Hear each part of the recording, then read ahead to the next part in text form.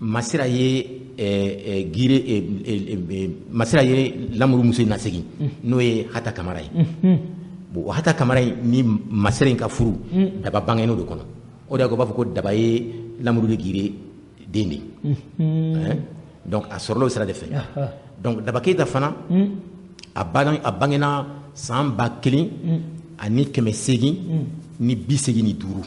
a bangena gire Moribo fa a ba tun tɔgɔ de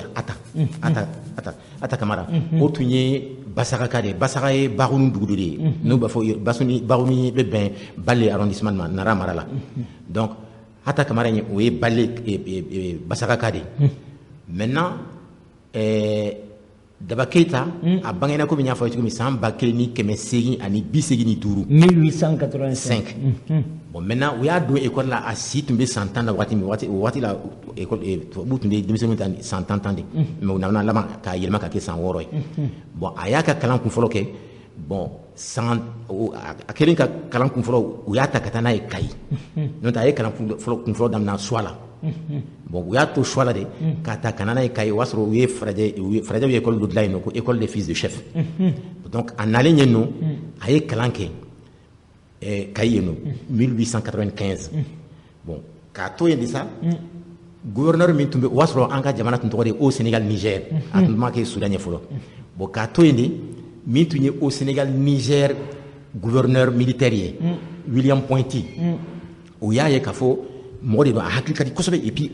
a ladamunen bɛ ka ɲɛ a ka ko a b'a kɛ tilennenya de kɔnɔ donc o ko ale b'a ta k'a k'a ka commune ye Moribo fa Daba o kɛra 1903 san 1903 bon a y'a ta a tora baara la o kɔrɔ yen nɔ mais san 1908 u ye capitale bɔ Kayi ka na n'a ye Bamako donc u ni Daba nana o dilan yan a ye Bamako sɔrɔ o sen de fɛ donc capitale fɔlɔ Sénégal a bɔra Kayi donc a bɔra Kayi ka na Bamako ani gouverneur nana 1903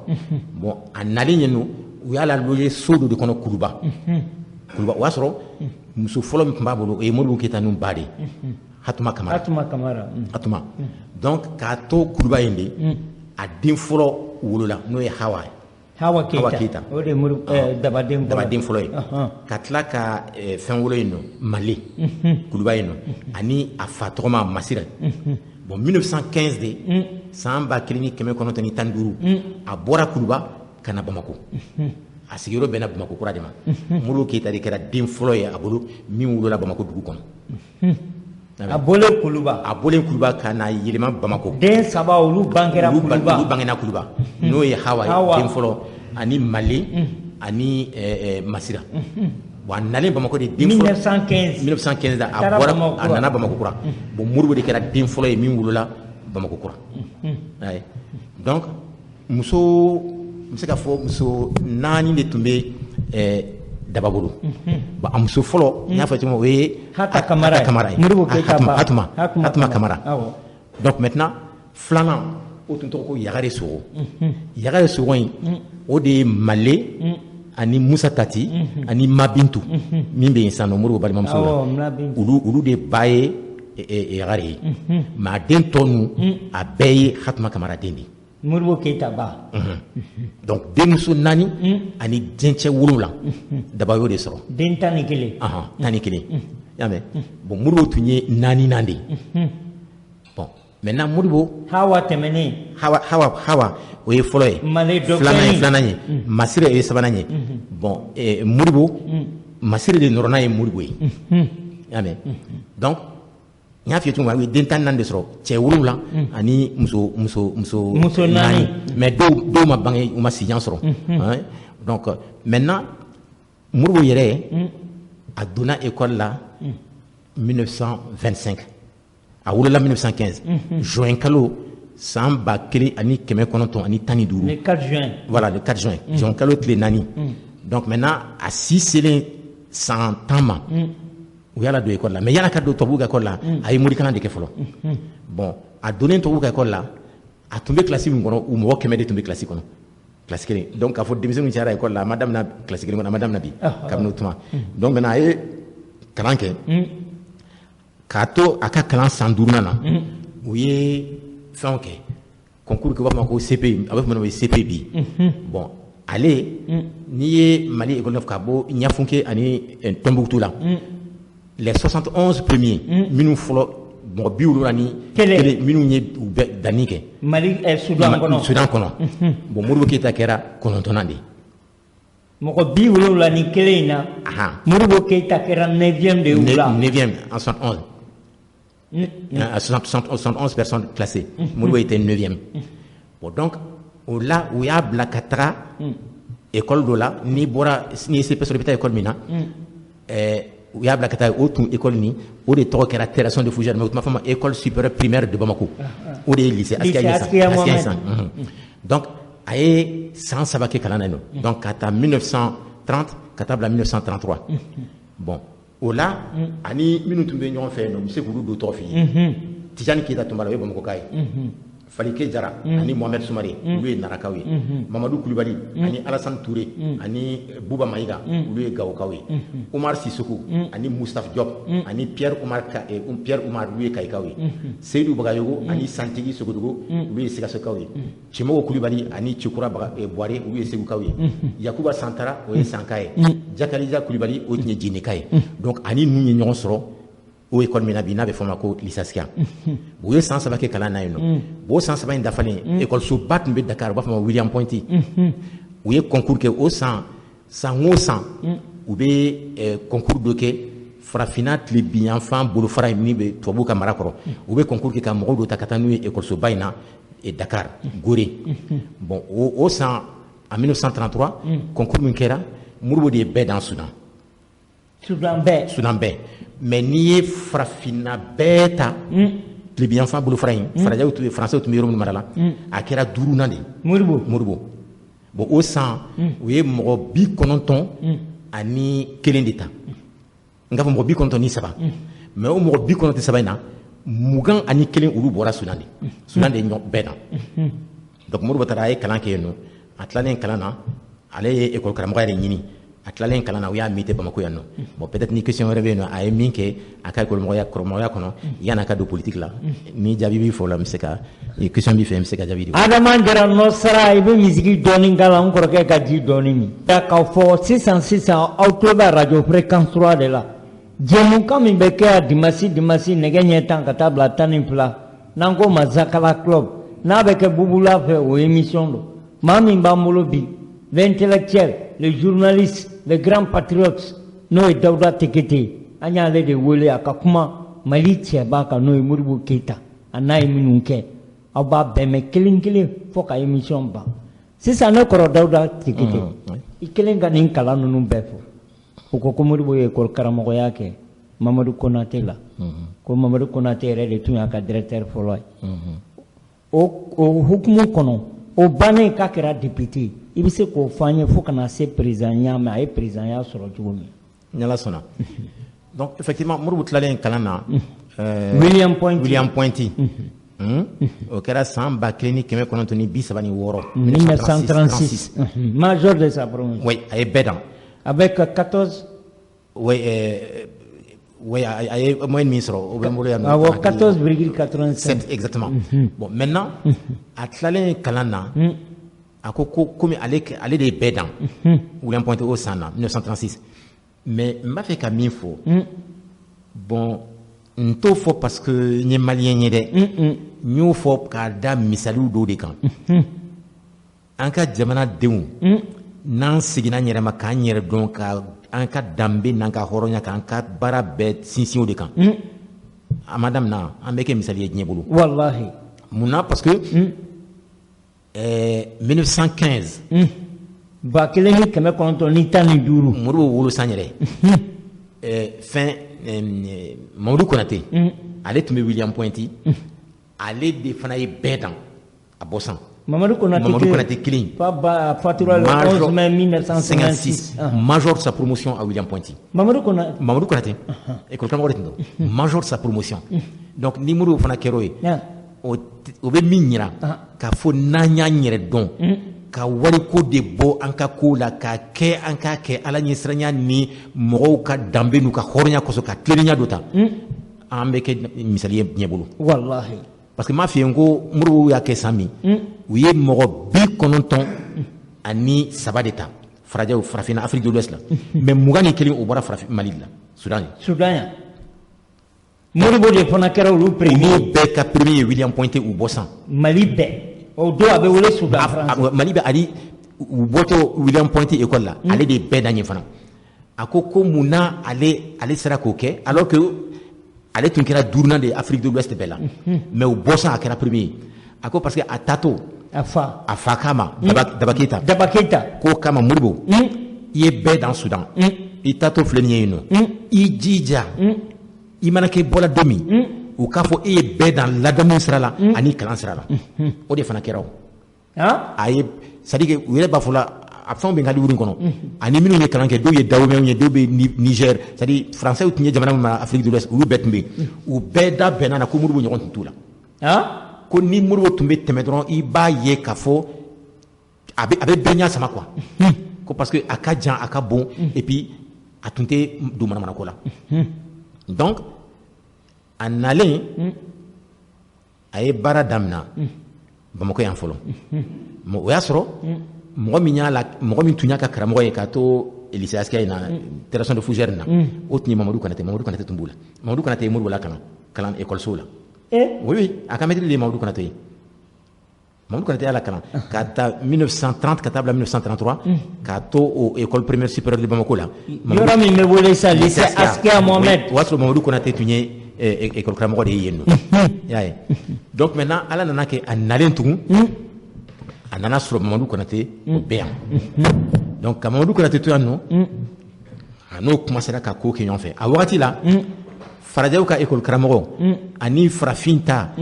hali n'u ka diplôme ye kelen ye u bɛ baara min kɛ a bɛɛ ye kelen ye farajɛ ka sara tun ka ca ni farafin ta ye siɲɛ 3 donc olu Modibo Keita Wezin Coulibaly Mamadou Konate Mariba Danchoko ani Wezin Coulibaly olu de jɛra ka syndicat fɔlɔ dilan min ka kɛlɛ bɛna ɲɛsin u ni farajɛw ka sɔrɔ ɲɛsili ma n'a sɔrɔ u bɛɛ ka diplôme ye kelen u ka baara ye kelen ye u b'a fɔ o ma ko syndicat des enseignants noirs Modibo Keita ninnu de y'o dilan i y'a mɛn bon pour que k'u ka kɛlɛ la wuli ka fɛn donc kabini o tuma ani Mamadou Konate bɛ ɲɔgɔn bolo a ka maître tun don école la mais a nalen a y'i gɛrɛ Mamadou Konate la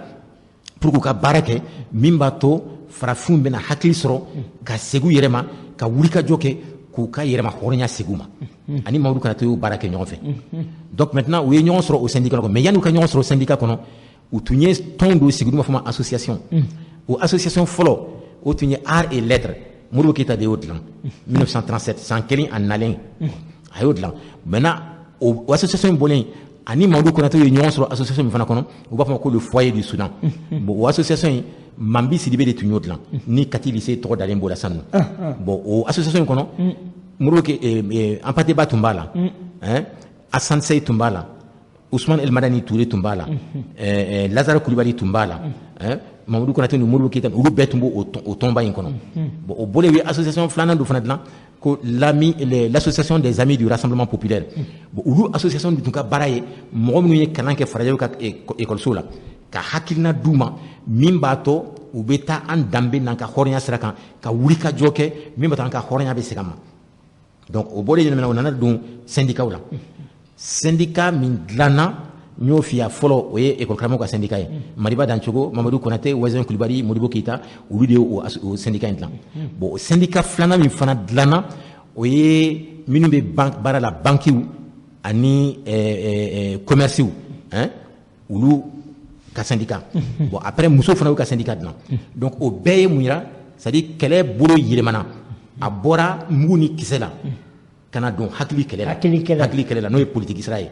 bon maintenant o de kɔnɔna la u bɔra fɛnw na syndicat la ka partiw créer parti fɔlɔ min dilanna o ye Idrissa Diarra ka parti de ko parti démocratique soudanais o dilanna janvier kalo tile 6 san 1946 filanan min dilanna o ye bloc soudanais o ye Mamadou Konate ka parti ye Modibo Keita ni Jamari Kone ni Ousmane Ba ni Koniba Pleya olu Madera olu bɛɛ tun b'o parti da bloc soudanais bon o dilanna janvier kalo tile 26 san 1946 mais parti filanan sabanan min dilanna n'o ye au bɛɛ laban ye o tun ye PSP ka parti de ye Filidabo ka parti o dilanna février kalo tile 13 san 1946 donc Modibo tun bɛ Mamadu Konate ka parti dilan bloc soudanais bon o parti ni o ni Idrissa Diarra ka parti olu de farala ɲɔgɔn kan le 22 octobre 1946 ka kɛ Union Soudanaise RDA ye bon o Union Soudanaise RDA ni élection daminɛna 45 farajɛw ye bon u jagoyara ka élection don an ka jamanaw la pour que an ka députéw fana sɔrɔ min bɛ taa kuma an tɔgɔ la faransi yen nɔ maintenant o kelen Union Soudanaise RDA nin créelen Filidabo ma sɔn ka don a la k'ale bɛ to n'a ka parti ye bon ale tora n'a ye maintenant o parti ni Union Soudanaise RDA a ɲɛmɔgɔba tun ye Mamadu Konate de ye bon a ɲɛmɔgɔ dankan n bɛ se k'a fɔ n'o ye secrétaire général ye o tun ye Modibo Keyita ye maintenant élection fɔlɔ la ka taa 45 fo kana bila pratiquement 55-56 Filidabo de tun bɛ gagner mais après Union Soudanaise RDA ka baara bolo o commencera ka san sɔrɔ bon o san sɔrɔ baara fana a ma kɛ san 1 a ma kɛ san 2 a ma kɛ san 4 a san jan kɔnɔ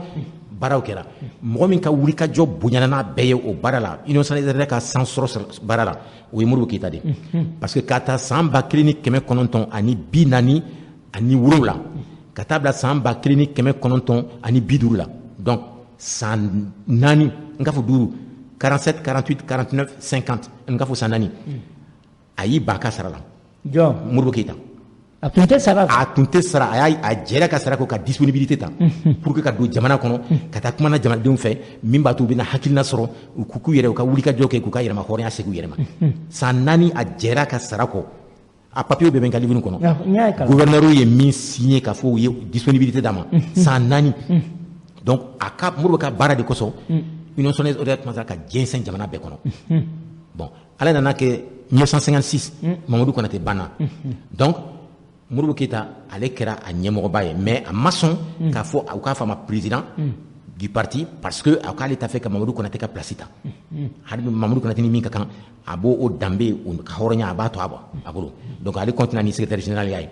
donc ale ka wulikajɔ de y'a kɛ élection laban minnu nana kɛ yanni indépendance ka kɛ à partir de 1953 Union Soudanaise RDA commencera ka yɛlɛ fo kana kɛ en 56 élection minnu kɛra Modibo yɛrɛ kɛra Bamako maire ye o senfɛ élection fɔlɔfɔlɔ min kɛra ka maire sigi Bamako yan nɔ o kɛra 56 de Modibo kɛra maire ye élection senfɛ donc ensuite a kɛra député ye constituante française la donc k'a to o député ya la a ka baaraw continuera baara ninnu senfɛ élection laban min nana kɛ yanni indépendance ka taa n'o kɛra 57 ensuite 59 parti saba de tun commencera ka san sɔrɔ n bɛ se ka fɔ o ten quoi o parti fɔlɔ o tun ye Union Soudanaise RDA ye filanan o tun ye PSP ye n'o ye Filidabo ka parti ye bon sabanan o tun gɛrɛlen bɛ Union Soudanaise RDA la o ye Union des populations de Bandiangara dɔgɔnɔw bon naani min fana tun bɛ yen bon naani min tun bɛ yen nɔ o ye Union Dogon Pôle o fana tun ye dɔgɔnɔw ka yɔrɔ mɔgɔw ye mais o tun ka surun PSP de la donc 1956 loi cadre talen k'a fɔ élection ka kɛ pour que ka assemblée territoriale sigi bon Union Soudanaise RDA y'a ɲini PSP fɛ k'u ka liste commune kɛ mais Filidabo ko non k'ale olu tɛ sɔn bon donc maintenant mais u ko k'u bɛ 1/3 des représentants u b'o de di PSP ma parce que déjà o y'a sɔrɔ Union Soudanaise RDA ye san sɔrɔla daminɛ ka tɛmɛ PSP kan mais comme Filidabo ma sɔn élection ninnu kelen Union Soudanaise RDA ye 57 députés bon Union des populations de Bandiangara où il y a 7 députés bon PSP où il y a 6 députés bon maintenant au Kenya Union des populations de Bandiangara comme on finit RDA de Kassourou il y a 4 députés où la fra Union Soudanaise RDA 4 députés Modibo Keyita parti bon élection là-bas minéré kera yani élection yani indépendance kata au kera mars 59 au élection de Saint-Fait parti si vraiment député soro avec la Union Soudanaise RDA 4 députés 80 députés bon le député de nana ka baraka uni parti faut qu'un indépendance proclamée le 22 septembre 1960 peut-être maintenant ya no ka ke fin tiama kera fédération ko ni fond ni andap se ka do la kofe voilà ni diaranye nkoro ke ba nya mira Ismaël Samake ambe kalan sobi mais yananga na indépendance la ne koro ke Daouda Tekete fédération du Mali tun sigira senga Au fond, il faut qu'on a éclaté. Ouais. Je crois le 20 août 1960. Oui, effectivement. Donc, au coup, Bon, fédération yɛrɛ a nacogo o b'a yira k'a fɔ a tun ka gɛlɛn a cira wagati min a tun ka gɛlɛn a ka tɛmɛ wagati kan ka da mun kan parce que mɔgɔw de tun ye ɲɔgɔn sɔrɔ a kɔnɔ u ka laɲiniw tun tɛ kelen ye bon laɲiniw tun ye kelen ye ka se hakɛ dɔ ma mais taalen ɲɛ danfaraba tun b'u ni ɲɔgɔn cɛ o sɔrɔla mun fɛ n y'a f'i ye an tun bɛ farajɛw de ka mara kun français précisément donc olu tun t'a fɛ parce que u b'a dɔn min b'an bolo o t'olu bolo olu ka ɲɛta a sirilen bɛ anw ka dugu jukɔrɔfɛnw de la n'u m'o sɔrɔ dɔrɔn u ka fɛn bɛɛ bɛ jɔ pratiquement donc comme u y'o ye u y'a ye fana k'a fɔ guerreba filanan min kɛra n'a b'a fɔ ma deuxième guerre mondiale o y'u yɛrɛ ka fɛn caman segin kɔ farajɛla y'a mɛn bon o segin kɔ in tun ye anw ka mɔgɔw dɔ ta farajɛw français tun y'anw ka mɔgɔw dɔ ta ka taa u dɛmɛ kɛlɛ la olu de y'a ye san k'a fɔ ja an tun b'a miiri k'a fɔ français ye min ye u t'o ye mɔgɔw ka wuli ka na k'u yɛrɛ ka dugukolo bosu la f'u ka ɲɛmɔgɔw bɛ boli ka taa jamana wɛrɛ la ka t'i yɛrɛ kalifa a ko ja n'an fana sera ka wuli ka jɔ kɛ an bɛ se ka tila u la an tun b'u bila yɔrɔ min o tɛ yen donc o hakilina kura min commencera ka na mɔgɔw la o de y'a kɛ mɔgɔ kalannenw fana commencera ka fara ɲɔgɔn kan mais komi de Gaulle faransi u y'a ye k'a fɔ u tɛna se ka yɛrɛmahɔrɔnya in lajɔ tuguni u ye mun kɛ u y'u teriya ka sariyaw dɔ ta ko loi cadre o kɛra san 1956 bon o loi cadre nin o de y'an ka jamanaw kɛ jamana fitinin k'u fara fara ka bɔ ɲɔgɔn na n'o tɛ fɔlɔ an bɛɛ tun bɛ fédération ba de kelen de kɔnɔ mais o fana nana cogo jumɛn mun na u wajibira ka nin kɛ u m'a kɛ parce que a ka d'u ye dɛ farajɛw m'a kɛ ka d'u ye dɛ u degunna de u ka degun daminɛna mun na san 1954 1954 Vietnamien wili o kama Dien Phu k'u ka sɔrɔdasiw tila bɛɛ faga k'u gɛn ka b'u ka jamana la bon o san kelen mois de novembre tile fɔlɔ la Algériens fana ye marifa ta k'u ka yɛrɛmahɔrɔnya Algériens ta fana tɛmɛnen bɔlen ko yen nɔ Camerounais fana wulila mais u ye min faga Camerounais la Ala dɔrɔn de b'a hakɛ dɔn Camerounais ko mɔgɔ miliyɔn 1 bon français ko 400 000 donc u y'a ye sisan k'a fɔ mɔgɔw commencera ka marifa ta parce que u y'a ye k'a fɔ ko an tun b'u bila min na an tun y'a miiri k'a fɔ u ye min ye u t'o ye u fanga t'o ye tuguni donc de Gaulle siranna o ɲɛ donc a ko sisan an tɛ se k'u ka yɛrɛmahɔrɔnya jɔ mais pour que u kana tilana n'u tora k'u faralen ɲɔgɔn kan ka kɛ kuluba kelen ye a ka gɛlɛn an k'u mara mais pour que k'u sɔrɔ u ka to an ka mara kɔnɔ an b'u ka yɛrɛmahɔrɔnya d'u ma mais k'u fara fara ka bɔ ɲɔgɔn na parce que n'an y'u fara an bɛ se ka fɛrɛ u ma donc u ye sariya dɔ ta la 1956 san 1956 n'u k'o ma ko loi cadre bon o loi cadre de y'an ka jamana ninnu danfara ninnu kɛ ka Sénégal yan fɛ Mauritanie yan fɛ la Guinée yan fɛ Côte d'Ivoire yan fɛ Haute-Volta yan fɛ etc. donc maintenant o kelen o loi cadre nin talen Modibo wulila o y'a sɔrɔ o bɛɛ bɛ tɔnba dɔ kɔnɔ ko RDA u ni u fɔtbanɲɛw Rassemblement démocratique africain n'o o jɔra Bamako yan de 1946 Modibo wulila ka taa se u fɔt ma a ko sisan ne ɲɛ bɛ min na kuma dɔ bɛ ŋunuŋunu la k'a fɔ loi cadre nin talen kɔfɛ référendum ba dɔ bɛna kɛ k'a fɔ an ye ko bon comme an ka jamana ninnu farafarala tan loi cadre y'an farafara k'a fɔ ko bon jamana bɛɛ kelen kelen ni min b'a fɛ i ni Faransi ka to ɲɔgɔn bolo baara kɔnɔna la bolodi ɲɔgɔnma kɔnɔna la i b'a fɔ ɔhɔn ni min t'a fɛ ka fɔ i ni Faransi bolo ka to ɲɔgɔn bolo i b'i ka yɛrɛmahɔrɔnya ta ko donc ne dun b'a fɛ hali n'an m'an ka yɛrɛmahɔrɔnya ta an ka to ɲɔgɔn bolo ka kɛ jamanaba kelen ye n'o ye fédération ye ko donc ne b'a f'i ye an ka kan kelen ta an b'a fɔ ɔhɔn an ni farajɛw bɛ to ɲɔgɔn bolo waasa taalen ɲɛ an ka se ka indépendance ka kɛ jamanaba kelen ye ou bien an b'a fɔ ayi o tuma an bɛɛ bɛ kɛ indépendance ta ka kɛ jamanaba kelen ye mais an kana fara fara a ko u fɔ tuma e dun kan ka mun kɛ u fɔ ko kan ka fɔ ɔhɔn an n'u bɛ to ɲɔgɔn bolo ko mais est ce que n'an n'u tora ɲɔgɔn bolo après an bɛ taa indépendance la ɲɔgɔn fɛ u fɔ ko ɔhɔn bon donc o référendum nin kelen anw votera ko Soudan votera ko ɔhɔn an n'u Faransi ka to ɲɔgɔn bolo mais Modibo y'o kɛ parce que a tun ka laɲini ye de an ka to ɲɔgɔn bolo après an ka taa indépendance la ɲɔgɔn bolo ka kɛ jamanaba kelen ye mais Sékou Touré de ko k'ale sen t'a la k'ale b'a ka yɛrɛmahɔrɔnya ta 58 donc o kelen sisan kalo kelen tɛmɛnen comme u fɔ ten layidu d'a ma k'a fɔ ko an b'a fɔ ɔhɔn mais après an bɛ taa indépendance la ɲɔgɔn fɛ ka kɛ jamanaba kelen ye kalo kelen tɛmɛnen mɔgɔ ma kuma filanan a ye ci bila k'a fɔ ko u fɔ tuma ko bon i tun ko an bɛna ɲɔgɔn ye ko an bɛna kɛ tuma jumɛn ani yɔrɔ jumɛn o fɔ tuma kuma donc comme o fɔ tuma kuma a y'i jɔ dɔɔni tugun a ye Gabriel Darboussi lawuli ka taa fɔ jamana ninnu bɛɛ kelen kelen na comme laɲini bɔra la a tun tora jamana 7 ye sa ni o ye Soudan an ka jamana yɛrɛ ani Sénégal ani Haute-Volta ani Dahomey ani Niger ani Côte d'Ivoire ani Mauritanie donc olu jamana 7 minnu tora Modibo bɛ ci bila ka t'u bɛɛ ma k'u kana u ka ɲɔgɔn sɔrɔ Bamako yan nɔ ka kuma ɲɔgɔnya daminɛ min b'a to an bɛ taa indépendance la ɲɔgɔn fɛ jamana kuluba kelen kɔnɔ bon o wele Modibo ka o wele na Côte d'Ivoire ma sɔn ka na Niger ma na Mauritanie ma na donc Dahomey Haute-Volta ani Soudan ni Sénégal u ye ɲɔgɔn sɔrɔ Bamako yan nɔ décembre kalo san 1958 u kelen ka ɲɔgɔn sɔrɔ u y'u bolonɔ bila sɛbɛn na u b'a fɔ ma ko traité de Bamako k'a fɔ sisan an bɛna fara ɲɔgɔn kan ka kɛ jamanaba kelen ye ani France bɛna kuma ɲɔgɔnya daminɛ walasa an bɛ taa indépendance la komi jamanaba kelen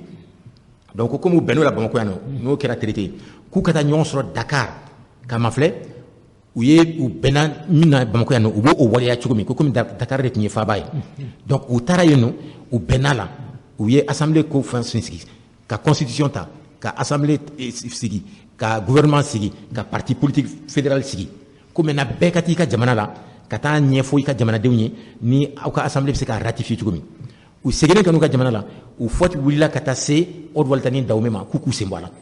k'u kana sɔn ka kɛ fédération na k'u sen bɔ a la o don Ibert Maga voilà ani Maurice Yamego de voilà donc ko olu k'u sen bɔ a la ko ale b'u dɛmɛ u kana sɔn ka don fédération na donc olu fana ko k'u bɔra donc a tora Sénégal ani Soudan Mali a wagati la o tun b'a fɔ Soudan bon o kelen ka ɲɔgɔn sɔrɔ Sénégal ni Soudan seginna ka taa ɲɔgɔn sɔrɔ Dakar ko komi nin tɔ ninnu bɔra la an ka ko latilen cogo de la an fila ni ɲɔgɔn cɛ u y'o baara kɛ bon o baara kɔnɔna de la o bɛnna la avril kalo tile 4 san 1959 u bɛnna la k'a fɔ bon jamana ninnu bɛɛ kelen kelenna u bɛ jɛ min ko k'a di fédération yɛrɛ ma n'a b'a fɔ ma transfert de compétence u bɛnn'o la n y'a fɔ cogo min o kɛra avril kalo tile 4 le 4 avril 1959 voilà a kɛra o de la donc an bɛ se k'a fɔ o de kɛra Fédération du Mali ka acte de naissance 4 avril 59 entre le Soudan et le Sénégal donc maintenant au kelen u ko sisan u ka ɲɔgɔn kuma ɲɔgɔnya ka bɛn ko la u bɛ taa Faransi ma ni kan min ye indépendance tali la ani u ka jamana maracogo fédération maracogo la bon kabini o yɔrɔ de gɛlɛya commencera ka da mun kan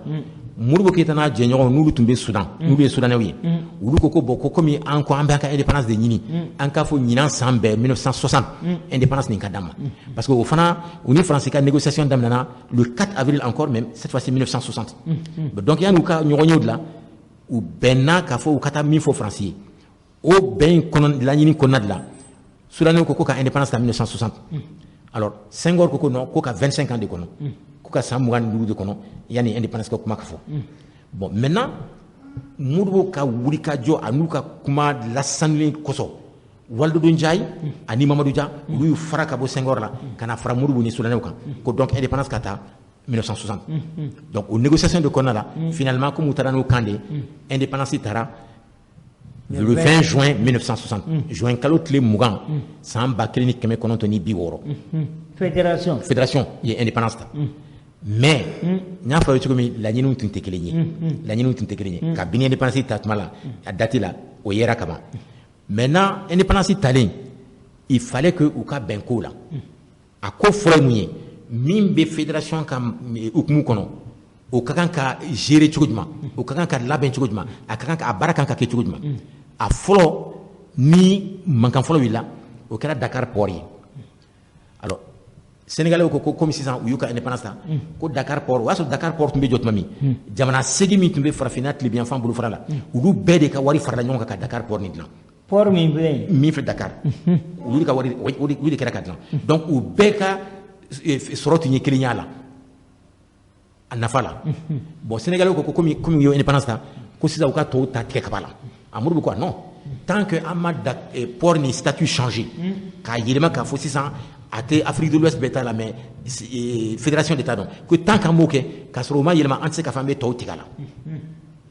alors Sénégalais ko non ko a b'anw de ka dugukolo kan a ko bon n'o de ne bɛ n sen bɔ fɛn bɛɛ la n bɛ démissionner donc Sénégalais siran o la u ko bon ko u k'a to Modibo ta la bon o fana bɔlen yen nɔ mun nana ni gɛlɛya ye ko sisan ko b'a ɲa ka yɛlɛma hɔrɔnya ta soudanais ko muru ke tana jonyo olu ko bo sisan an ka ma fle sani fere a be noya an yɛrɛ dama ni ɲɔgɔn cɛ cogo min an ka kiten ka sɔrɔ a ma tɛmɛ wajibi la faransi fɛ n'o ye marché commun africain ye an k'o labɛn pour que après jamana tɔw minnu b'an da fɛ n'o ye farafin jamanaw ye an n'olu bɛ se k'o sigi sen kan cogo jumɛn an ka sanni feere ka tɛmɛ yɛrɛ dama ni ɲɔgɔn cɛ plutôt ka taa français de k'a fɔ aw b'a kɛ tan aw b'a kɛ tan aw b'a kɛ tan sénégalais ko non k'olu tɛ sɔn ma k'a ka to français bolo o fana nana ni mankan ye après ko bon ko muru ko est-ce que an tɛ se ka mafilɛ an bɛ se k'an ka wari dilan yɛrɛ cogo min an ka bɔ dulonni CFA la n'o ye français ka wari ye u ko non k'olu ma sɔn ma ko a ka to CFA la donc pour que fédération ka to sen kan Modibo jɛra o bɛɛ kɔ a y'o t'u ye mais maintenant min nana ko bɛɛ tɔ don nɔgɔ la o ye ko damadamaw kɛra soudanais ko an man kan ka continuer ka kɛ komi n'a sɔrɔ an bɛ jɔnya juru la hali bi a fɔlɔ ye mun ye faransi tun ye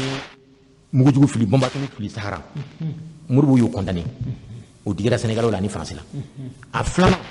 sɔrɔdasiw armée fédérale sigilen sen kan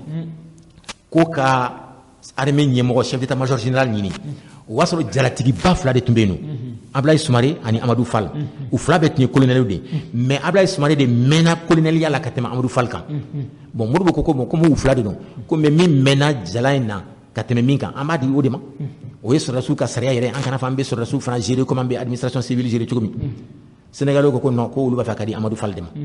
bon Modibo conseil des ministres la le 23 juillet mercredi 23 juillet 1960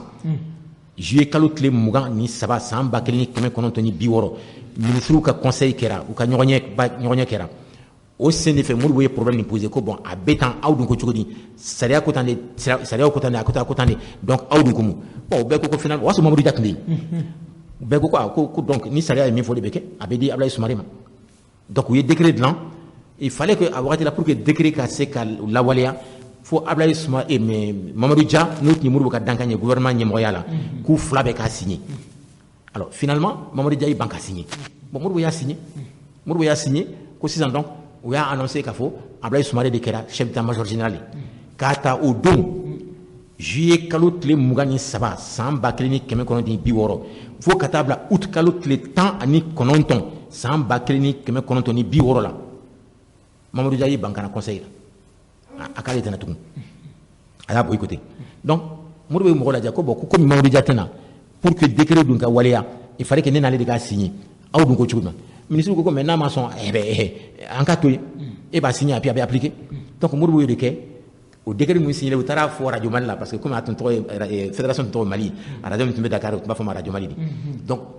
ni fɛn fɛn kɛra conseil des ministres la u bɛ taa fɔ radio la comme sisan a bɛ kɛ an fɛ yan cogo min donc olu fɛn ninnu kelen maintenant le 20 août san 1960 août kalo tile 20 Sénégal assemblée territoriale k'a sɔrɔ a tun yamaruyalen tɛ k'o kɛ assemblée fédérale dɔ tun bɛ se ka kɛ Sénégal assemblée territoriale y'a annoncé ko Sénégal sen bɔra fédération na ko fédération tira donc Senghor wulila ka taa radio Mali la Dakar yen nɔ ka taga fɔ ko Sénégal sen bɔra o y'a sɔrɔ u ye yɔrɔ bɛɛ minɛ ka sɔrɔdasiw bɔ ka Dakar yɔrɔbaw ni fɛnw bɛɛ k'a bɛɛ datugu ka yɔrɔ minɛ mɔgɔw tun t'a de bɔ ka taa sanni kɛ sɔgɔmada fɛ ka yɔrɔ bɛɛ datugu donc Senghor taara kuma radio la ko fédération tira bon Modibo wulila o la k'a fɔ a fana bɛ taa radio la Dakar yen nɔ ka taa fɔ ko Senghor ye min fɔ o ye Senghor de kelen miiriya ye fédération ma ci a taara sɔrɔ français ka sɔrɔdasiw ni Sénégal sɔrɔdasiw ye radio datugu ko a tɛ don bon o y'a sɔrɔ Sénégalais dɔw bɛ yan ni soudanais don olu tun bɛ Modibo fɛ donc olu ye Modibo ta dogo na ka taa n'a ye Rufisque o y'a sɔrɔ radio satellite dɔ tun bɛ yen nɔ fan dɔ tun bɛ yen nɔ donc o taara n'a ye Rufisque de Modibo kumana k'a fɔ Senghor ye kuma min fɔ Soro radio la k'a fɔ ko fédération tira ko tiɲɛ tɛ ko a y'a yɛrɛ ka miiriya fɔ n'o tɛ fédération ma ci fédération b'a nɔ la Modibo segin to ka bɔ Rufisque ka na Dakar u taara kunbɛn k'a minɛ sɔrɔdasiw France sɔrɔdasiw ni Sénégal sɔrɔdasiw gendarme u taara minɛ ka taa datugu so dɔ kɔnɔ k'a tɛ bɔ k'a datugu o y'a sɔrɔ entre temps Soudan n'o ye sisan Mali ye o sɔrɔdasiw a gendarmew a ministres minnu tun bɛ yen nɔ fédération tɔgɔ la u y'u bɛɛ minɛ k'u bɛɛ datugu ka sɔrɔdasiw n'u ka marifaw bɛɛ soudanais k'u ka marifaw n'u ka fɛn bɛɛ gosi la k'u datugu bon donc u y'a annoncé k'olu bɔra fɛn na u ye Modibo ninnu datugu ani soudanais ninnu bɛɛ k'u ta k'u bila terrain kɔnɔ ka n'u bila frontière la ka frontière datugu ko désormais soudanais si tɛ don Sénégal ni visa Sénégal visa t'i bolo u y'o institué bon donc k'a fɔ ten ko fédération tira tan maintenant Modibo ko fédération ma ci a ye mɔgɔw la wuli a ye lettre ci De Gaulle ma k'a fɔ bon De Gaulle an ni fédération ni France ye papier minnu signé k'a fɔ an bɛna baara kɛ n'o de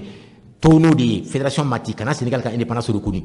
k'a ci Nations Unies la o y'a sɔrɔ le 28 juillet 60 u ye fɛnw bila ka taa Nations Unies la k'a fɔ fédération bɛna don Nations Unies la a ye lettre ci Nations Unies secrétaire général ma k'a fɔ papier minnu cira k'a fɔ ko fédération b'a fɛ ka don Nations Unies la k'u k'o de considérer u kana Sénégal ka indépendance considérer ɲɛɲinina sen bɛ biɲɛ kana kan o bɛ yan u ye nin bɛɛ et précisément septembre kalo tile 5 san 1960 alors u ye Sénégal assemblée ye De Gaulle nommé et plutôt Senghor nommé président du Sénégal. Maintenant, France ka lasigiden min tun bɛ fédération kɛrɛfɛ yen nɔ Dakar, Étienne de Bois-Lambert,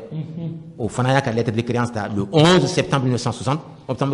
septembre kalo tile 11 san 1960 a taara ka lettre di Senghor ma ko Sénégal France ye Sénégal ka indépendance reconnue. O de digira Modibo la. Maintenant, Modibo ye parti ni gouvernement ni commandant de cette section nous bɛɛ wele Bamako k'u kana bon a ye fɛn cogo f'u ye ko bon o dun ko cogo di o kɛra lycée technique de la le jeudi 22 septembre 1960 soba in voilà a bɛ hali bi donc u y'u réunir yen nɔ bon jama bɛɛ ko an kana don wɛrɛ sini an kana don wɛrɛ kɔnɔ ko o yɔrɔ bɛɛ la an ka indépendance proclamée 22 septembre 1960 bon donc o don de kɛra an ka yɛrɛma hɔrɔnya tali don ye donc an ni faransi cɛ ka fɛn bɛɛ mɔgɔ ko k'an ye faransi an ye fɛn bɛɛ tigɛ faransi la ka fɔ an n'a tɛmɛ tiɲɛ tɛ a ma tigɛ déjà hali indépendance talen an ni faransi ka commencé ka sigi ka kuma ɲɔgɔnya kɛ an bɛ se ka baara kɛ ɲɔgɔn bolo cogo min mais bɛɛ ka don in danbe dɔn i kana a fɔ i b'a lagosi kana fɔ i b'a mafilɛ komi e ka fisa n'a ye o ɲɔgɔnye ninnu daminɛna précisément 1962 an ni faransi o y'a sɔrɔ an cɛ gɛlɛyara kosɛbɛ an cɛ gɛlɛyara Sénégal ye frontière datugu u ni France bolo bɛ ɲɔgɔn bolo u fɛ ninnu fana content na ko voilà an tun t'a fɛ min ka kɛ o ma kɛ tuguni fédération tira parce que an tun t'a fɛ jamanaw ka fara ɲɔgɔn kan donc maintenant comme Sénégal ye frontière datugu an fana ma fɛn fɔ Modibo kan an k'an jigi dɔn an yɛrɛ la an k'an jigi dɔn Ala la an k'an jigi dɔn an yɛrɛ la. donc janfa in ma daminɛ sisan. non sisan tɛ k'an k'an jigi dɔn an yɛrɛ la donc o jigi da an yɛrɛ la in de an commencera ka baaraw kɛ k'an ka fɛnw yiriwa mais Ala ye min di Mali ma n'an y'a dɔn ne b'a fɔ aw ye dɛ i bɛ na ni kuranɛ ni fɛn n bɛ n bolo d'a kan a ka dɔgɔ jamana bɛ diɲɛ kɔnɔ Ala y'a di min ma. n b'o f'i ye ka da misali min kan a bɛ n bolo dogon tɛ mais kuma bɛɛ mana fɔli kama i y'a mɛn donc o kɛlen an y'an jigi dɔn an yɛrɛ la mun bɛ na kɛ Sénégal ma frontière fermée terrain tɛ na foyi foyi Modibo ye mun kɛ a n'a jɛɲɔgɔnw u ye goudron wuli Bamako yan fo Sénégal fo Côte d'Ivoire frontière ani Côte d'Ivoire frontière la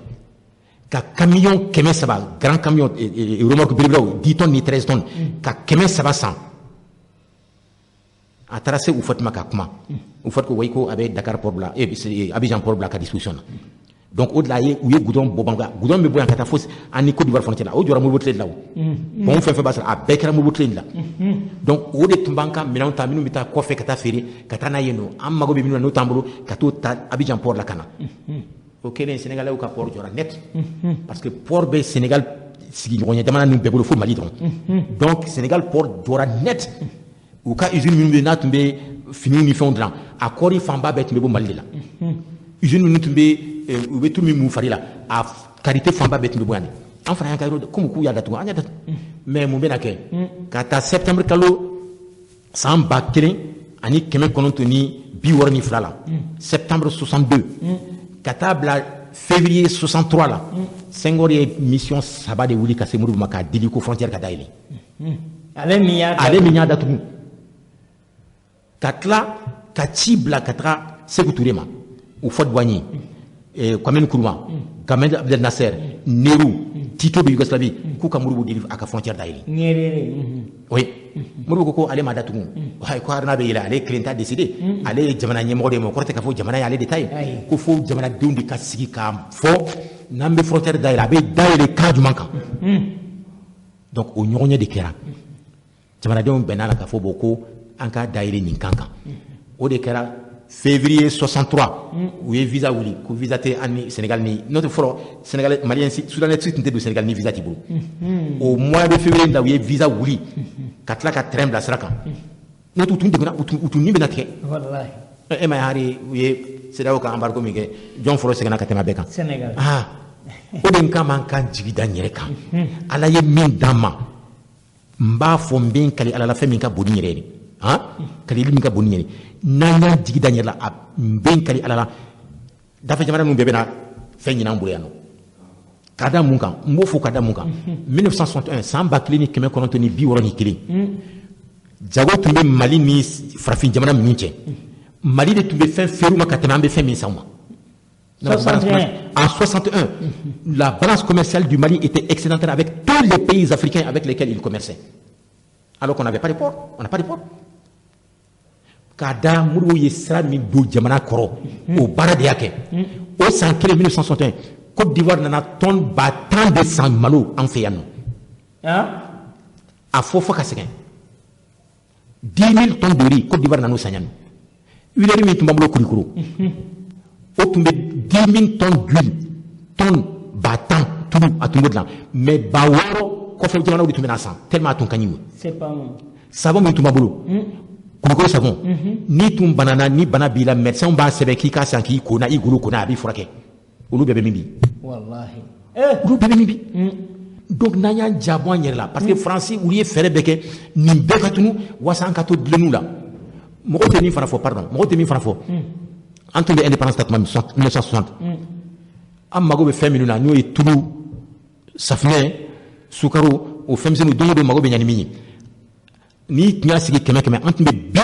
kono ton sa ko fe de kananai mais sans woro kono mudu ka bara la planqué kenal kono ou ya anka dloni kenama ou ya boy bi kono toni kono la kake bi woro bet be dlande en fait yana entre bi nan ronde sans ko fe mais o bebe ni bi wallahi ni mo ba foko mudu ka tleya c'est vrai filiu do kera yoro do la mais tu ne minke hein ou tu ne minke nama sigoma ambeto dloni mo haribi amma bo français ka geleya kono de nama sega nyere ma ka jigi danyere ka wuri ka jodo ke mi ba ke ambe mi san français ma adumba mbolo na ulubeta on de ka fenta kata dlan kana firama na on nyere duni kila ubeno mali on be ko fe ubisika fenke mi kafsani français ka fenke lenyi ma nyan jambo lubela na madame nabi donc tant ka ma nyesi usra sugudima ka barake tinyeka ka wari ko bo anka ko la ka ke ni wari te ite ke fusier alors que mo di ka barabi wari dlan mais on yakisa ne wari be mo dlan mais nama bo sraka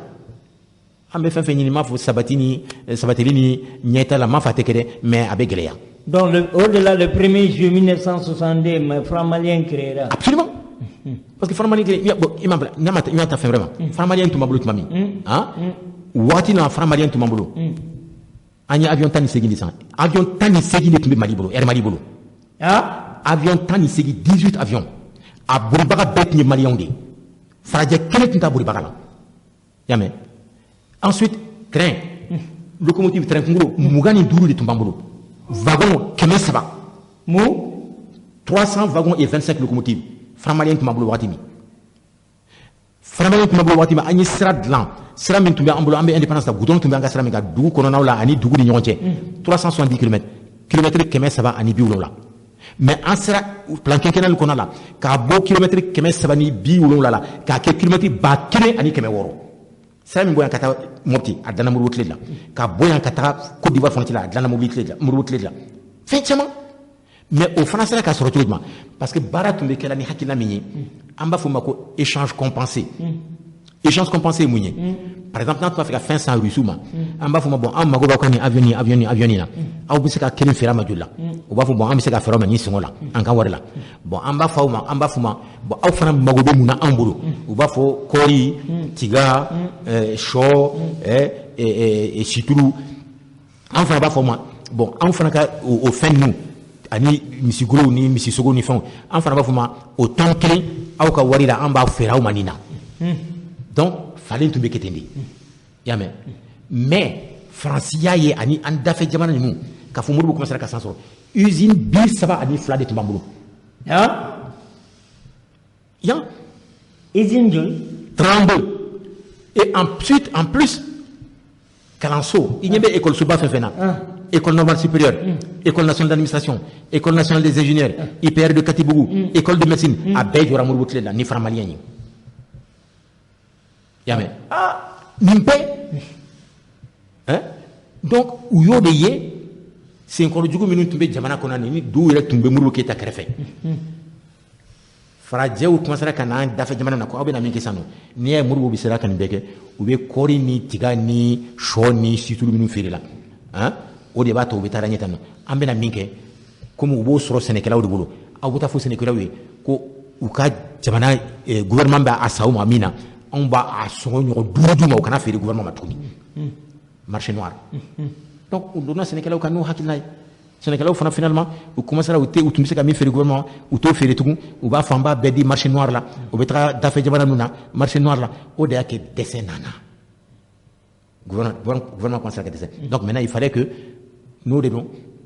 an kan ka monnaie convertible bon o de baara nana kɛ sa fo franc malien nana ka dévaluer fo 50% o fana bɛɛ kɛra janfa de kɔnɔ mais Modibo y'a ye o kelen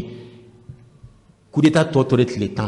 français ka ministre de la mise de la coopération ko Yvon Bourges o nana Modibo y'a reçu Kuluba a kama a ko aw ni Mali accord min signé ka fɔ aw b'a fɛ ka Mali lasegin fɛn kɔnɔ k'an ka wari dévaluer 50% a tɛ kɛ tuguni ne bɛna taa ciw dɔ la n'an seginna ka na an b'a bɔ a ma an b'a annuler donc ni coup d'état tun ma kɛ franc CFA tun tɛ don Mali la bi o fɔ ka sɛgɛn ni coup d'état tun ma kɛ sisan b'a sɔrɔ franc malien de b'an bolo Modibo y'a fɔ le 9 novembre 1968 yani coup d'état ka kɛ 19 novembre 10 jours avant le coup d'état a y'a fɔ devant Yvon Bourges a don mɔgɔ min tun bɛ yen nɔ il y avait Sori Kulibali o tun y'a ka conseil économique ye il y avait a ka directeur de cabinet Bakara Diallo o tun bɛ yen nɔ ani ministre des affaires étrangères Ousmane Ba a y'a fɔ Yvon Bourges ko bon aw ye accord min signé n'an ye ka franc malien dévaluer 50% aw ka laɲini de ka n'a segin fɛn kɔnɔ franc CFA cogoya kɔnɔ a ko an tɛna kɛ tuguni ne bɛna taa ci dɔ la mana segin ka na an b'a dénoncer an b'a annuler a taara o de la a natɔ u y'a kunbɛn ka coup d'état k'a la donc coup d'état in Faransi de b'a basi la kana hari ɲininkali kɛ c'est la France il n'y a même pas de doute il n'y a aucun doute le coup d'état 68 c'est la France o fɔ ka sɛgɛn kana siran hari k'a fɔ pour ka Modibo ka fanga parce que Modibo tun commencé ka kɛ exemple ye tɔw bolo ne m'a f'i ye ko hali ni jamana tɔw ni ɲɔgɔn cɛ sanni feere la anw tun bɛ min feere u ma an t'o san u bolo notre balance commerciale était excédentaire avec tous les pays africains sans exception déjà en 61 alors bien an bɛ cogo jumɛn o de la Mali ma don air Afrique kɔnɔ o la avion 18 de tun b'an bolo l'arrêt min banna o don na ko de avion 3 d'an wa o de sabati k'a da Modibo ka yɛrɛ dɔn maliyɛnw ka yɛrɛ dɔn an'u ka danbe lakanani kama DC3 oui 3 DC3 air Mali daminɛna n'o de mais Modibo bɛ taa avion 18 18 avions au coup d'état de 1968 le 19 novembre 1968 on avait 18 avions tous pilotés par des militaires par des Maliens u ko k'a yɛrɛ tun bɛ don air Mali de fana kɔnɔ k'a taa yɔrɔ bɛɛ yanni Abidjan Bamako et retour 35 000 francs maliens 35 000 francs maliens a fɔ ka segin Bamako Abidjan et retour 7 francs maliens o wari tun bɛ to an yɛrɛ de bolo yan mais sisan an ka wari bɛ tɛ di la compagnie internationale ma a bɛ t'u ka jamanaw la wallahi ciment tun bɛ dilan Jamu a ciment qualité min b'an bolo ciment min bɛ yɛlɛma ka kɛ ciment ye a min bɛ Mali bolo en termes de potentialité a tɛ jamana si bolo an da fɛ mais an ka ciment bɛɛ bɛ bɔ kafiri bi cimenterie min tun bɛ Jamu o ka baara a ka ciment qualité tun bɛ tel que ciment min tun bɛ fɛ a tonne kelen 13 000 francs maliens Mali 2,600 ciment tonne tun bɛ san o de la Mali la Modibo tile la bɔrɔ 20 francs maliens 2,600 u tun b'a fɛ ka 69 ka usine dɔ jɔ Togoto n'o tun kɛra a ciment tonne bɛ jigin ka kɛ 1,200 o tun bɛ jɔ mars 69 o mars 69 kelen na chinois tun bɛ na Comatex filanan jɔ Buguni u tun bɛ na usine min bɛ an ka sɛnɛkɛfɛnw bayɛlɛma n'a bɛ se ka mara ka sɔrɔ a ma tiɲɛ agro industriel u tun bɛ n'o jɔ Sikaso usine min bɛ nɛgɛw dilan tɔlu ni fɛnw o tun bɛ na jɔ Kita en mars 69 chemin de fer tun bɛ na dilan mina bɔ yan Bamako ka taa Conakry n'o tun kɛra Sénégal ni Dakar port bɛ bin or o y'a sɔrɔ français de bɛ olu port filaw la Bolloré a y'a ye k'a fɔ n'o kɛra dɔrɔn an ka sɔrɔ fanba bɛ ɲɛsin Conakry port de ma olu ka sɔrɔ bɛ bin o bɛɛ de y'a kɛ u ye coup d'état in teriya o de y'a kɛ o y'a sɔrɔ ciment ni fɛn bɛɛ nana k'a fɔ chemin de fer nin bɛna daminɛ janvier 69 u tun bɛ première pierre posée a baara bɛ daminɛ et en 3-4 ans chemin de fer tun bɛ bɔ terrain tun bɛ bɔ Bamako yan ka taa Conakry n'o tun kɛra Dakar ni Abidjan port o tun bɛ français min bolo ko Bolloré a tun bɛ bin donc pour que k'o bali a kana kɛ joona u ye coup d'état teriya o kɛlen ni minnu na fanga la u ko chinois ma ko chemin de fer na tɛ jɔ tugun a ye taa n'aw ka minɛnw ye chinois fana y'o ta ka taa chemin de fer dilan Tanzanie ni Zambie cɛ u b'a fɔ ma Tanzam anw ka minɛn minnu tun bɛ n'u tun bɛ chemin de fer ka bɔ yan ka taa Conakry o de taara ka taa a jɔ Tanzanie Zambie cɛ Tanzam Bamako chemin de fer Bamako Conakry chemin de fer minɛnw de tun don an bɛ min an bɛ min bi donc n'an ma segin an yɛrɛ ma ka ko dɔ mafilɛ ka bɔ jonya hakili la ka bɔ wari u b'an nɛgɛ ni wari ye min b'an lasegin kɔ k'a sɔrɔ wari tɛ fosi ye ni mɔgɔ yɛrɛ ka baara nafa tɛ bon donc mais n kɔrɔkɛ Dawuda Tekete ne mana nin bɛɛ ye quoi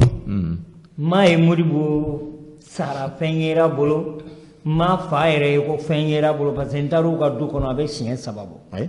Daba Keita la Sudan Sine kɛrɛfɛ mais ne dabari bannen don Modibo ka nin baaraba in bɛɛ kɛ Mali ye k'i jɔ Mali ye mais Modibo sara sɛgɛn ne tɛ se k'o faamu bon Modibo yɛrɛ mun de tun don de mun tun don yanni k'o jaabi i bɛ misiki dɔɔnin k'a la Mali Bansumanaba n'o ye Van Morrison ye ka tila ka El Hadji Boubacar Keita fo n dɔgɔnin Cheikh Mar Dia k'i fo El Hadji Cheikh Mar Dia promoteur pharmacie du deuxième pont i fana bɛ kan ka Mali servi ka tapi san ka di Dar Salam Aziz So de y'a fɔ n ye ka tila ka groupe san ani ye min kɛ dogo la o kɛra Ala ɲɛna El Hadji Cheikh Mar Dia k'i fo k'i wale ɲuman dɔn El Hadji Keita an ye kow faamu sa o nin ye kabako dan de Modibo ka nin baaraba in bɛɛ kɛ Modibo fa bɛ ban don min 240 de yera posi kɔnɔ Grand JP 240 Fanta Jallow de ye 1000 ta k'a di ale de y'a fɔ n ye a bandi bɛ n bolo an delila k'a passé an m'a fɔ Modibo ma kojugu kɛ dɛ an m'a fɔ fana Union Sudanais ma kojugu kɛ an m'o fɔ a dafalen ye Ala de hari bi an n'an kɔrɔkɛ Dawuda Tekete bɛ ɲɔgɔn bolo parce que n'ale bɛ yan ne tɛ kuma i bɛ continuer ni Mali Bansumanaba ye voilà an kɔrɔkɛ Dawuda Tekete a ye ji dɔɔni min an bɛ continuer ni débat ye ne ko Modibo ye nin bɛɛ kɛ wari ma influencer Modibo ma b'a bɔcogo la Modibo somɔgɔ ma b'a bɔcogo la hari sini Daba Keita ka du ye bɔgɔ de u ye ciment de kɛ k'a mamu ne tɛ se ka nin faamu usine 32 société entreprise d'état n'i y'a mɛti sa dɔrɔmɛ i bɛ taa sɔrɔ Kidali dɔrɔmɛ don mais cɛba ninnu ye nin bɛɛ kɛ o tuma a tun ladamunen bɛ cogo di Modibo ye kɛ yɛrɛ a sera ka ninnu kɛ cogo di i yɛrɛ ye kuma fɔ ka ban ladamu Modibo lamɔna ni hakili min ye majigin ko to ɲɔgɔn ta la nafolo jama ka nafolo kana Keita ye kana magala a fa y'a la kalon a fa y'a la mɔnɔ de ye ani ka wuli ka jɔ kɛ n'a y'a ye mɔgɔ min baga bɛ kɛ ban bɛ u bɛ kɛlɛ tigɛla ma parce que se t'a ye a b'i dɔn a t'i dɔn a bɛ wuli ka jɔ o misali caman kɛra i y'a mɛn donc Modibo a fitiniman u ka so kɔnɔ a y'a sin de min u ba n'o ye Hatuma Kamara su o su a bɛ denmisɛnninw bɛɛ lasigi a bɛ ziiri da u ye i y'a mɛn ni ale y'a ka sufɛ baara kɛ ka ziiri da k'u ye ni dugu jɛra daba muso filanan in Yagare Suko o de bɛ denmisɛnninw bɛɛ kɔlɔsi kana nin kɛ a kana sɔn nin ma n'i ye nin kɛ nin man ɲi i fa tɛ nin fɛ nin b'i ba dogo donc u y'u lamɔ n'o sira de ye i y'a mɛn alors maintenant o lamɔni de nana kɛ Modibo kɛlen ɲɛmɔgɔ ye n'i y'a ta a ka sɔrɔ yɛrɛ sira fan fɛ a tun bɛ sara min ta a fanba bɛɛ tun bɛ ɲɛsin kɛnɛmamɔgɔw de ma ka tɛmɛ a yɛrɛ kan Modibo yɛrɛ a ka kalo sara i y'a mɛn a tun bɛ sara min na k'a to présidentiya la franc malien 175 000 i ko cogo di 175 000 francs maliens 35,000 francs maliens o de tun y'a ka sara ye a bɛ komi a ye san 8 min kɛ présidentiya la a ka sara bɛɛ faralen ɲɔgɔn kan a bɛnna 23 millions de francs maliens oui en 1966 a banna balimamuso tun bɛ taa Iji o y'a sɔrɔ président don dɛ novembre 66 u taatɔ la a ko wari t'ale bolo k'a d'u ma a ye lettre sɛbɛn k'a ci par valise diplomatique k'a ci Wahab Doucouré ma o tun ye Mali ka lasigiden ye Makan jamana la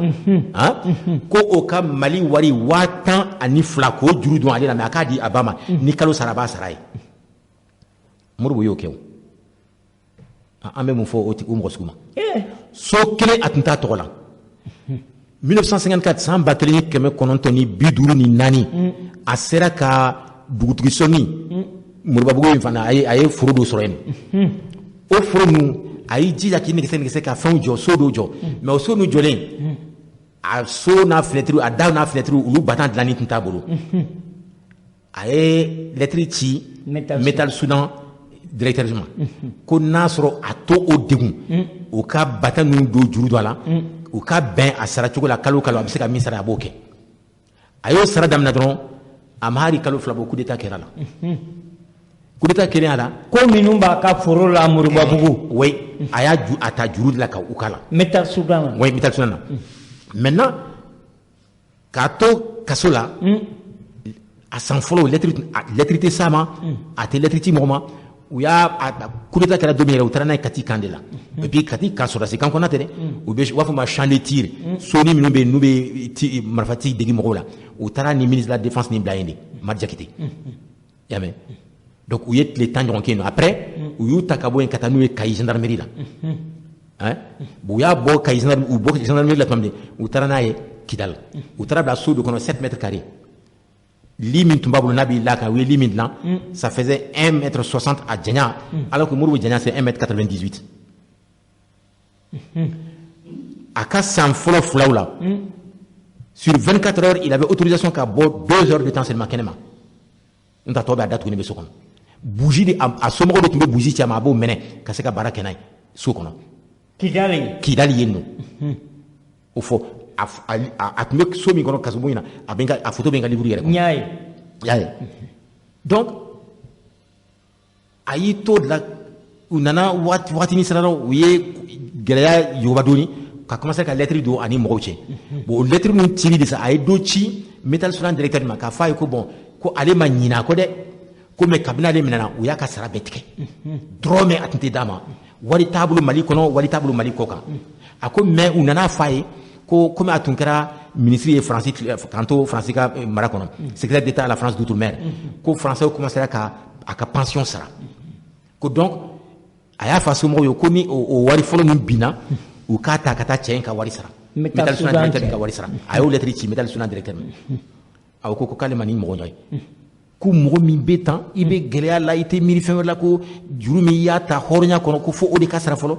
a ko k'ale ma da la ni Modibo ɲɔgɔn bɛ farafinna ɲɛmɔgɔw la o y'o fɔ n y'o sɛbɛn ka livre yɛrɛ kɔnɔ y'a mɛn donc mɔgɔ min don a tun bɛ tan de a ye faso bila fɛn bɛɛ ɲɛ hali a yɛrɛ a mago tun tɛ wari la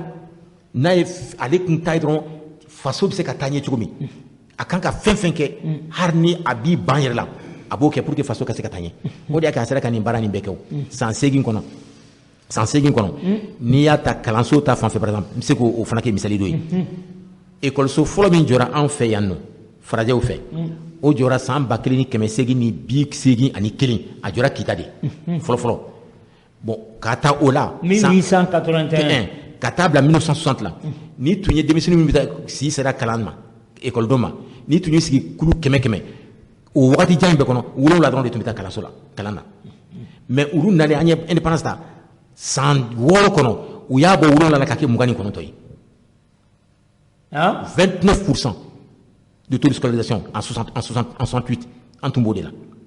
mais coup d'état kɛlen 68 n tɛ nin fɔlɔ n kun fɛ dɛ a papier kan to ministère de l'éducation n ye sɛgɛsɛgɛli kɛ nin bɛɛ la a bɛɛ papier bɛ yen nɔ mɔgɔ bɛ se ka taa vérifier coup d'état kɛlen 68 donc ka taa 69 ka na bila 89 a bɔra 29 sunan na ka bin ka kɛ 22% ye nin bɛɛ bɛ mun fɔ cɛ ka ladiriya ani k'i ban ka jamana nafolo bɛɛ ɲɛsin jamana taabolo ɲɛta dɔrɔn ma mais bon ka taa 68 ka na bila je ne sais pas ma les années 90 2000 2011 et 2000 a ko bɛ cogo di wallahi mais Dawuda ne b'a fɛ ka min faamu maa kɔrɔkɛ fana ou bien a dɔgɔnin i b'a dɔn Male tun ye docteur ye oui hali u b'a opérer tuma min Kayi kɔrɔkɛ in taara Sise. Absolument. Voilà. Malika kɔrɔna ale. Oui, Malika kɔrɔna ye. Male de fa den fɔlɔ ye. O ye Yagare den. Ara salen Male de nana lajɛ. Oui. N b'a fɛ ka min dɔn, ale somɔgɔ a m'a si don yɔrɔ la. A m'a somɔgɔ si don yɔrɔ la ko ne ye président ye. Ah non. Pour ka se ka bénéficier. Ko hali u bɛ tati ta don min k'u b'a kɛ fɛn ye. Ko Union Soudanaise la k'a kɛra mankanba de. Oui. N bɛ se k'o fɔ o misali Seydou Badian yɛrɛ de y'o fɔ n ye. A ko c'est que Moussa Tati a dɔgɔkɛ in o tun ye haut commissaire de il n'a jamais été ministre. C'était haut commissaire à la jeunesse et au sport. Alors Seydou Badian ko ma ko don do ale ni Ousmane Bamala ni jɔn ko u wulila u taara se Moribo ma k'u kama ko bon ko u y'a wele fɔlɔ ko u tun b'a fɛ ka na fɛn dɔ f'a ye ko bon ko d'accord u bɛ se ka na k'u nalen u y'a fɔ a ye ko bon k'olu kun b'a ɲini a fɛ vraiment k'a da a dɔgɔkɛ ye Moussa Tati u bɛ baara min kɛ la alors ko a k'a filɛ k'a bɔ au commissariat la k'a kɛ ministre ye ko a sɔrɔ Biki b'a bolo a ye Biki la ka bureau kɔnɔ a ko aw na kun y'o de ye k'a ko ko olu ko ko ɔhɔn a ko n'aw tun y'a fɔ n ye k'aw bɛna o de fɔ n ye n tun b'a fɔ aw kana se ma ni o de don a ye segin ka taa aw ka baara la a ye n bila n ka baara continuer a tɛ k'a ye bi a tɛ kɛ ministre bi a tɛ kɛ ministre ye sini a y'u gɛn a ko olu bɔtɔ bureau fɛ k'a ma fɔ a y'aw ta ka bɔ n ka bureau ko mais maloya bolo u bɔtɔ bureau da fɛ ko f'u bɛ ɲɔgɔn gungun bureau la Seydou Badian de y'o fɔ ne ye a ma sɔn a kɔrɔkɛ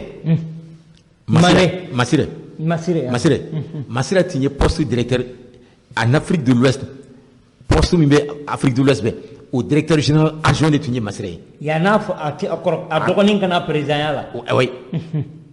y'a mɛn donc fo c'est-à-dire ale ni nɔrɔna ye Modibo ye donc komi a y'o kɛ indépendance talen o tun b'a ɲɛna k'a fɔ ko a bɛna kɛ ministre ou bien a b'a fɛn poste ni télécommunication fɛn a ma sɔn o yɛrɛ fana tun tɛ politique fɛ il paraît que tuma bɛɛ u tun b'a fɔ Modibo ye ko Modibo e hakili la k'a fɔ i ni minnu bɛ ɲɔgɔn fɛ o bɛɛ b'i fɛ yan ne jɔrɔlen b'i ye o dɔw bɛ sɔn ka n'i janfa mais malheureusement Modibo minɛnen u taara ale minɛ ka taga n'a ye prison na Kidal k'a sɔrɔ a da tɛ politique la Masire tɛ Kidal a kɔrɔkɛ oui il a fait je crois 4 ans là-bas Masire ye 4 ans kɛ prison na Kidal Modibo dalen bɛ min kan Modibo dalen bɛ k'a sɔrɔ a tun tɛ politique yɛrɛ la a da t'a la a da t'a la a muso fana u nana muso minɛ ka taga n'a ye gendarmerie la pendant à peu près 6 mois k'a sɔrɔ denyɛrɛnin tun b'a bolo o bɛ 4 mois la n'o tɔgɔ bɛ Mulayi Keita o ma Modibo ye o non u nana Mulayi bɔ a ba sin na ka taga n'a ba ye à peu près quelques mois ka to gendarmerie la yen k'a ka so bɛɛ jɛnsɛn a kɔrɔkɛ ni Masire o den dɔ bɛ yen nɔ o régulier u si t'a dɔn sisan a taara yɔrɔ min kabini coup d'état kɛra u nana k'a ba minɛ k'a fa minɛ ale taara a balolen bɛ a salen bɛ a mɔgɔ t'a dɔn Mulayi nun kɔrɔkɛ u si t'a dɔn bi a bɛ yɔrɔ min i b'a sɔrɔ a sara yɔrɔ la bon a dɔ bɛ yen nɔ o bɛ Belgique o ko fo k'ale sa a tɛ na Mali la tugun Masire denkɛ don o ye médecin o fana ye médecin de o ko k'ale tɛ na a denkɛ dɔ bɛ yen nɔ Sékou Touré de y'o ta ka taa n'a ye Laginɛ yen nɔ Mulayi nun kɔrɔkɛ i y'a mɛn k'a ladon école la k'a bila ka taga kalan kɛ Allemagne démocratique a nalen k'a kɛ Sékou Touré y'a k'a yɛrɛ ka conseiller politique ye o bɛ Laginɛ hali bi o yɛlɛmana yen nɔ k'a sɔrɔ mɔgɔ minnu don u m'a bɔn wallahi donc o b'a yira déjà u tun bɛ Modibo ka kabila la tununi nɔfɛ cogo min nin bɛɛ b'o de yira i y'a mɛn donc c'est pour dire que donc Daba yɛrɛ nana retraite la n y'a kalan i ka livre la 1942 Daba ye retraite en 1942 ka na i sigi yan oui a ka so a tun taa yɔrɔ la tuma bɛɛ a bɛ bɔ k'i sigi a ka so da la a ka bolonkɔnɔ in na ani a teriw bɛ baro kɛ fo kana saya sama 1965 1965 de ala y'a ka kalifa donc Modibo yɛrɛ woloba banna 84 oui Modibo ba Hatuma Kamara a ye gɛlɛyaw ye dɛ u y'a ni Modibo yira ɲɔgɔn na yanni Modibo ka sa o oui u yira ɲɔgɔn n ye min mɛn n fura ɲɔgɔn ye mais ne yɛrɛ ye kuma min fana mɛn o ye Mariam Tarawele Modibo Keyita muso fɔlɔ ko Modibo salen k'a y'a ɲini k'aw yan'u ka cɛ su don a b'i ɲɛ d'a kan k'u ma sɔn ne n'a kumana ne ni Mariam kumana waati min n b'a recherche continuer pour que n ka se ka livre ni fɛnw dɔ kɛ n ka livre kɔnɔ ka min bɔra olu yɛrɛ da effectivement ko Modibo bannen parce que a mɛnna kaso la u bolo Sikaso a ye min kɛ a bɛ 10 ans ɲɔgɔn bɔ kaso la oui donc a fɔra ye ko Modibo banna bon a balimakɛ Jules Travellé o den ye furujafiniw san ka taa d'a ma Sikaso u kelen ko mɛn u y'o minɛ k'o don kaso la ko a tɛ furuja kɛ ka tila k'a ta ka na n'a ye kanpara la Modibo sara li min kan k'a la law kan ka fɔ voilà i cɛ sara nin li de kan ne na kuma na Mariam Travellé yana ka ban bon c'est pour te dire que a cɛ bana dilan min kan u taara ta u ka tɛ furuja kɛ et puis cɛ bana dilan min kan u taara ta Sikaso ka bɔ kaso la ka na la ni dɔ kumana n b'o fɔ ka da o ka kuma de kan n b'a tɔgɔ to yen n t'a fɔ n b'a sutura kosɔn o ko effectivement Modibo ka livre lettre min bɛ n ka livre kɔnɔ a yɛrɛ bolo ye lettre min sɛbɛn n y'a caman ye voilà a y'a sɛbɛn a tun ye lettre ci ka to kida la a ye lettre ci a muso ma Mariam a ko ale bɛ yɔrɔ min sisan nɔ ko a teriw minnu bɛna baro k'a fɛ tuma bɛɛ a y'o fɔ ni ironie ye quoi ko ntoriw a fɛ ko basaw ani ɲina ku simaw k'u bɛ to ka yɛlɛ ale ka so kɔnɔna n'u donna u bɛna yɛlɛ koko kan ko bɛ yɛlɛ ko n'a ye tɛgɛrɛ fɔ b'u kari ko fo ale bɛ yɛlɛ f'a ɲaji bɛ bɔ a ko ensuite Mariam teriw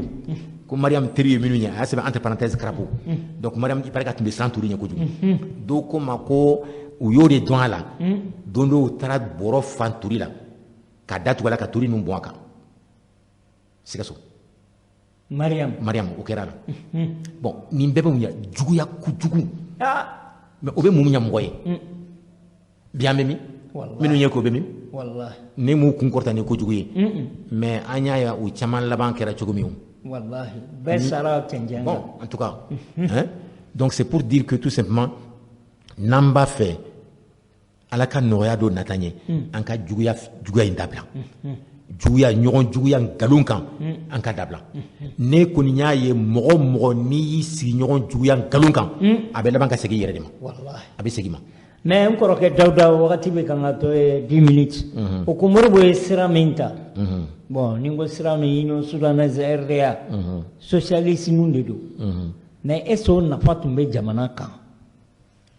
bon ne b'a fɔ o yɔrɔ la ni mɔgɔ caman ye ɲininka n bɛ jaabi min di n b'a fɔ n ko bon baarakɛ minan min tun don u y'a tɔgɔ ko ye de wasa u danfara ka don u ni baarakɛcogo tɔw ni ɲɔgɔn cɛ mais pour que a dɔn a nafa bɛ se jamana ma mais Modibo ye min kɛ o de y'a misali ye o dɔrɔn de y'a misali ye an ka ta o dɔrɔn de ma 30 usines jɔli sɛnɛ yiriwali kalansow jɔli mɔgɔw ka takasigiw ni ɲɔgɔn cɛ k'o nɔgɔya avion ni mobile ni fɛnw n ko mobile tun bɛ bɔ Bamakɔ transport urbain Bamako tube k'a ta Bamako kun fa kun dɔrɔmɛ 5 ne yɛrɛ donna a kɔnɔ alors o bɛɛ de i b'a yira n'a sɔrɔ a tun bɛ sira min kan o nafa sera jamana ma ou bien a ma s'a ma tamali ninnu tɛ fara ko an ye tulu usine dilan tulu minnu dilan ani Sokoma a bɛɛ radio tun bɛ dilan yan Sokoram voilà fɛn bɛɛ tun bɛ kɛ bon donc n'u y'o fɔ i b'a fɔ ko est-ce que faamuyali wɛrɛ t'o la o i b'a ma fɛ dɔrɔn a nafa ye min ye a ka politiki sira ye min na se jamanadenw ma n'i tun tilali ka kalan na i tɛ kɛ chômeur ye i bɛ bɔ dɔrɔn i bɛ baara sɔrɔ oui Modibo tile la i bɛ don école la ka bɔ fo école sanfɛ école ninnu na i somɔgɔw tɛ dɔrɔmɛ san i ka kalan na u tɛ dɔrɔmɛ san i ka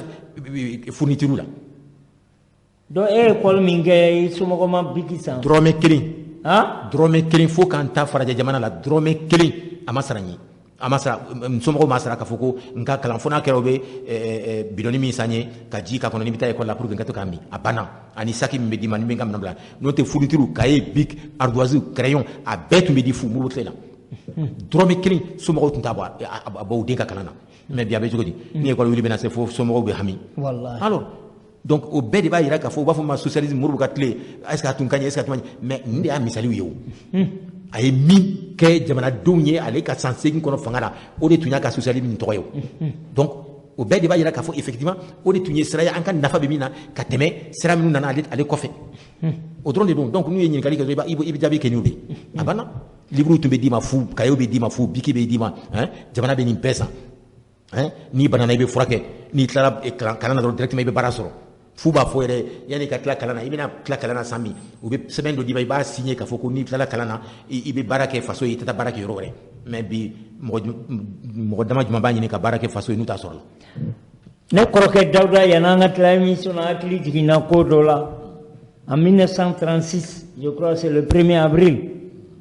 Derlin Zenzou, Daoumé président, Yorubayoro Miwele Bénin, a Toumi Kola de Gore Badila, à Tora, Mouroubo Keita de Ipanga Djinga. C'est vrai. C'est vrai. Il y a photo marquée le 1er avril, ou classant Kalana. Bon, comme Émile Derlin Zenzou, Mohamed Ndou, Yele Komorido, a plutôt qu'à faire un béquet comme Rola Yele. Donc,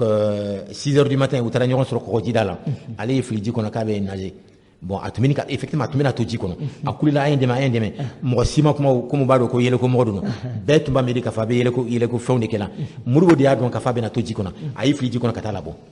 6 h du matin. Quand à 6 h du matin, il faut 15 h ou là, 15 h. Tiens, ma ou be fora, Barao Kela, la pour qu'à se kaouli. Ok, le gouverneur Mintbe Dakar Yeno, et l'électricité Mourou Maka, félicité, ko aïe mort ici. Zensoufa, Daomé, aïe télégramme Timourou. Ko ale tse ka afo ka da sa dana ka da aya ale den kisi chomi bon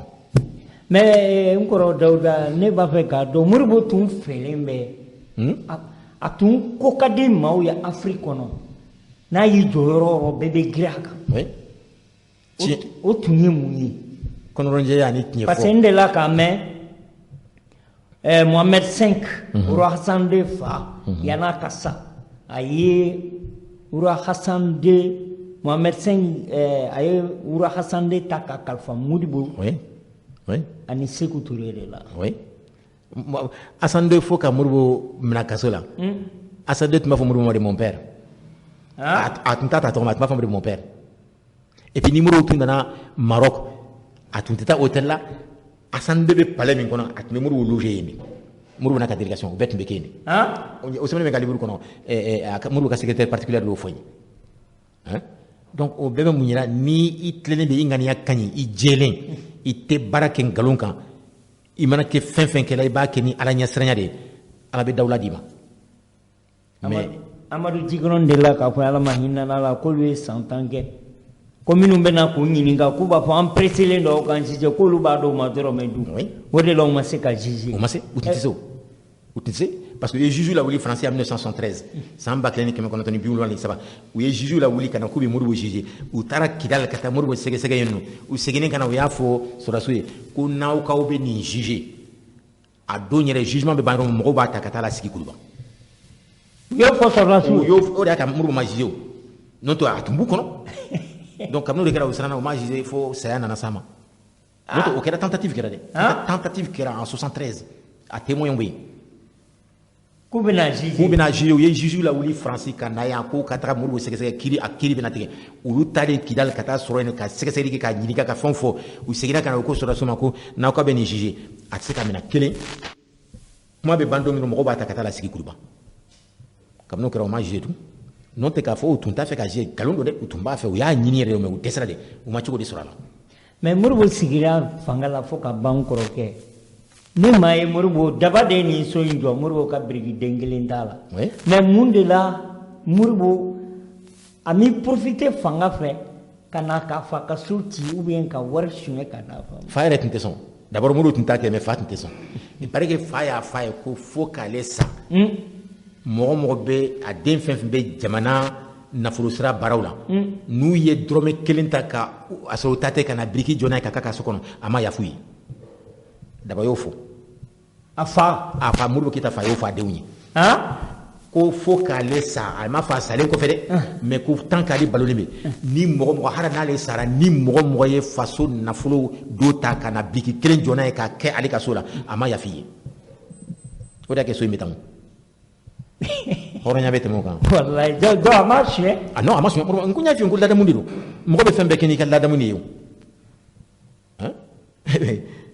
mais Dawda ngoro yere basira kan goyi bon yere basira kan mama yere da pose ne ma fo yi bulu bon tiens là mais wakati be kan kolongolo ngase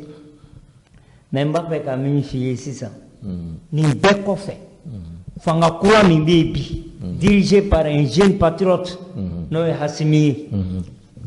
ale be kuma be murbo kasra be kan go de takama sisa ibe ladi kan duma fo yi diwnyi parce qu'il dit oui. Il veut la décante m'en fouille. Parce que n'y a pas que wadi dron désiré par le pouvoir wari Hasimi ka sira t'a la a ka sira tɛ bunbaya la lodateur ni naami ninnu a mako t'u la ko a ka jamana o ye Modibo ka sira ye sisan i b'i bila sira jumɛn kan bon n bɛ min f'u ye n'a sɔrɔ u tulo b'an na o b'a lamɛn n bɛ min f'u ye o ye de k'a fɔ u bɛ sira min kɛ u kana siran u kana siran ni i ŋaniya ka ɲi i bɛ baara kɛ ni Ala ɲɛsiranya ye Ala ɲɛsiranya baara ye mun ye ka fantanw danbe sigi k'u fɛn bɛɛ kɛ gɛlɛya min b'u kan ni e min ye ɲɛmɔgɔ ye e bɛ se ka fɛɛrɛw sɔrɔ min b'a to o gɛlɛya min b'u kan n'i b'o baara la kana siran Ala b'i kɔ Ala b'i kɔ filanan min bɛ ni n b'o f'u ye u ka fɛɛrɛ kɛ min b'a to jamanadenw ka laɲini ye min ye u bɛ se k'o dɔn cogo min kosɛbɛ ka tɛmɛ a dɔnnen b'u bolo cogo min bi min b'a to u ka baara kɛ n'o hakilina ye parce que Ala ye min di olu ma n bɛ se k'a fɔ kabini Modibo bɔra fanga la a m'a di ɲɛmɔgɔ ma a m'a di ɲɛmɔgɔ si ma k'a da mun kan bi n'i y'a filɛ hali min bɛ kɛ olu ye Modibo tilala ma kɛ Modibo ye jamanadenw bɛɛ bɛ wulila ka kuma n'u tɔgɔ de ye k'a fɔ sisan alors an b'aw kɔ aw kana siran a y'a kɛ tan aw ni anw de don mais o tile la radio ni télé tun tɛ yen sa mais mɔgɔw tun bɛ kumakan la walaka cogo min pour que a ka se bɛɛ ma o bɛ yen bi ka tɛmɛ Modibo tile kan donc o de b'a tɔ la fɛn caman bɛ yen olu bɛ se ka bɔ a kalama bi min tun tɛ se ka Modibo tun tɛ se k'o min dɔn k'a to ale tile la réseaux sociaux bɛ yen nɔ fɛn caman bɛ yen nɔ i y'a mɛn donc ne kɔni Modibo bɛ baara min na a ka ɲi mais harisa min bɛ se k'a tɔ dilan ka ɲɛ u bolo u k'u sinsin jamanadenw kan komi u b'u sinsin olu kan cogo min u ka dɔ yɛrɛ fara kan ka tɛmɛ u b'a kɛla cogo min kan bi i y'a mɛn n'u y'o kɛ ne dalen b'a la ni fɛn bɛɛ ye k'a fɔ ko Ala tɛ b'o kɔ Ala b'u dɛmɛ donc hali bi n bɛ min fɔ Ala ka se ka hakili d'u ma ka fara hakili min b'u la bi min b'a to ni hali olu tɛ yan don min mɔgɔw b'a fɔ ko ninnu tilela nin de tun kɛra ne hakili la n'o kɛra hali ni b'i kaburu kɔnɔ a hɛrɛ bɛ s'i ma wallahi voilà mais n kɔrɔkɛ yan'an k'an da bɔ kuma la ne ka montre la a tɔ ye 2 minutes ou bien 3 minutes n b'a fɛ k'i ɲininka Modibo Keyita ka to kaso la témoin ye ne yɛrɛ y'o ye u ko k'a tun bɛ kan ka sɛbɛnni kɛ pour ka livre dilan mais coup d'état kɛlen u ye papier in bɛɛ latunu a bɛɛ tununa ne ni fɛn kumana a tɔgɔ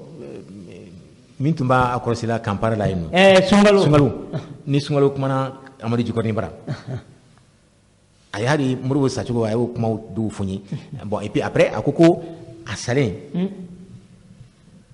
yan'a ka sa yɛrɛ a y'a fɔ Sunkalo ye papier dɔ b'a bolo olu bɛ yɔrɔ min a ka radio ni pochette kɔfɛla la bon etc ani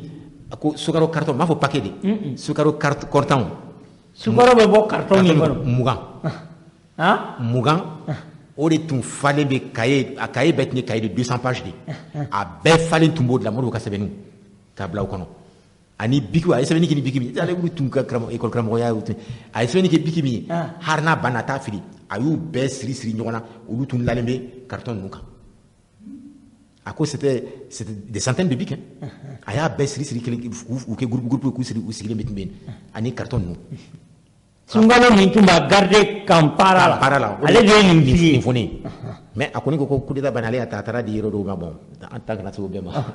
a taara di dɔw ma bon ale ma dɔn laban a kɛra cogo min Modibo ka sɛbɛnni ninnu a bɛɛ parce que mɔgɔ caman peut-être dɔw minnu y'a kalan u y'a k'a fɔ n'a bɔra alors a olu ka ko a bɛ sɔn ka gɛlɛya don s'u ma u y'a latunu a bɛɛ tununa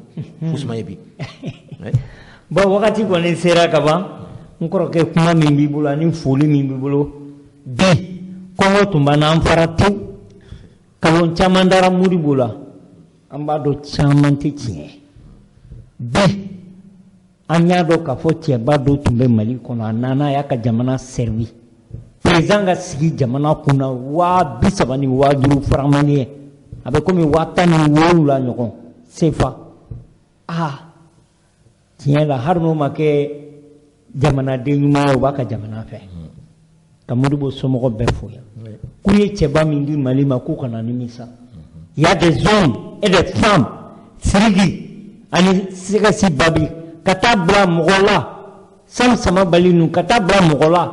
n'o ye dans le cerveau dans l'électronique l'héritier descendant de Modibo Keyita Modibo ka œuvre tɛ se ka tunu jamana in na a n'aw yɛrɛ n'o ye n kɔrɔkɛ ɲuman ye n'o ye Dawuda Tekete donc folikan laban n kɔrɔkɛ a b'i bolo d'accord bon foli min don n b'a fɔ n tɛ se ka ban e yɛrɛ foli la k'a da ye a to n sera ka na kuma bi ka fɛn dɔw fɔ min b'a to peut-être dɔw tun bɛ yen u tun tɛ ninnu ko dɔw kalama alors o foli ba b'i ye ani k'a fɔ i bɛ fasojɔ min na n b'a dɔn ne y'a fɔ n m'a fɔ i tɛ n'i bolo jigin mais hali bi ka dɔ fara i ka wuli ka jɔ kan moi je sais que a mɛn o mɛn e fana déjà i tɔgɔ bɛ yɔrɔ la i yɛrɛ ma se yɔrɔ min mais hali bi je sais que a bɛna taa se yɔrɔ la i hakili ma min ye n bɛ ala deli n'o bɛ kɛla a k'a sɔrɔ an bɛɛ bɛ nin na min b'a to an fana bɛ waso ni e ka ko kɛtaw ye alors déjà an b'a kɛ la mais n b'a fɛ hali bi ala ka dɔ fara o kan ka sijan d'i ma min b'a to i bɛ wuli ka jɔ min na i ka a ko dɔ kɛtɔla ye min b'a to i b'a fɔ ko ja e ka wuli ka jɔ a ma kɛ fu ye bon donc n bɛ o foli kɛ et puis ka fɔ bɛɛ fana jamana in jamana fila t'an bolo ni Mali tɛ n'an m'an jija ka ko dɔ to ɲɔgɔn ta la ka baara kɛ ni ko ka ko dɔ to ɲɔgɔn ta la n m'a fɔ ka ko to ɲɔgɔn ta la nkalon kan dɛ mais an k'a to ɲɔgɔn ta la tiɲɛ kan ani an danbe ani an bɛnba minnu y'a to an bɛ jamana min kɔnɔ bi an nana sɔrɔ cogo la min y'a to an sera ka kɛ nin ye n'an fana dun ma wuli ka jɔ kɛ ka baaraw dɔ kɛ min b'a to an fana bɛ jamana dɔ to an denw ye est-ce que ala yɛrɛ tɛna tigɛ an na donc ala kana o tigɛ n'a ye san ma donc hali bi an bɛ ala deli a ka si ni kɛnɛya di an ma min b'a to an bɛɛ ka wuli ka jɔ b'a to jamana in bɛ gɛlɛya minnu kɔnɔ bi o bɛ nɔgɔya fo kana kɛ bɛɛ b'a fɔ ko ja an ka jamana ye nin jamana sugu de ye an yɛrɛ tun b'o min ala n bɛ bɔ kuma la yan voilà nin tun y'an kɔrɔkɛ